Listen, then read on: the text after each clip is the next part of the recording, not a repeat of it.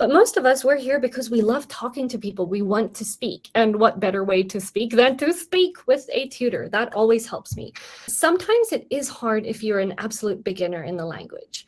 When I started learning Vietnamese, it's a tonal language. It's very hard. I waited for a little while so that I could self-study and just feel a little more comfortable with myself before I booked a tutor.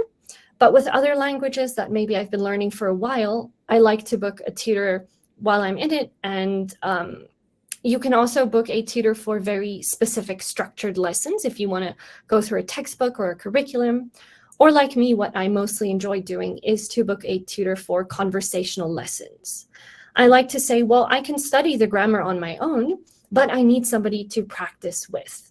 So some of my tips for how you can make the most out of your live classes, in the first part would be choosing a tutor. So if you're learning a language that has different accents or dialects, perhaps Spanish, would you want to learn the Mexican Spanish accent, Spain Spanish? That is the first thing to consider if your language takes that into account.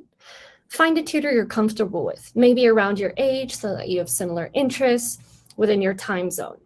You can watch their example videos and see if they speak at a pace which is fast or slow enough to you. Do you share any similar interests? And always come prepared. When I'm a beginner, I like to write some sentences down. I know that my Hungarian tutor will always ask me, how was your week? And if I've done something new, maybe we had a new joiner at work and I have to prepare their onboarding documentation. I don't know how to say onboarding documentation in Hungarian, but if I just write a sentence and prepare myself, then I feel a lot more comfortable and you'll ease into it. It's okay to be nervous at the first beginning parts of your lessons. Also, communicate with your tutor. They are there to help you, but you must also help them. They don't know if you want to focus more on pronunciation or speaking or vocabulary. So it's okay to be honest and set expectations with them. I told my Korean tutor when I was practicing for the TOPIK Korean exam, I said, correct every single mistake I make because this is a language that I'm already upper intermediate advanced in. What I need from my tutor is every single mistake to be corrected. Hungarian, I'm still, conversational beginner. We're going to slow down the conversation if you fix all my mistakes. What I want to do is just talk about things I enjoy. So communicate that to your tutor.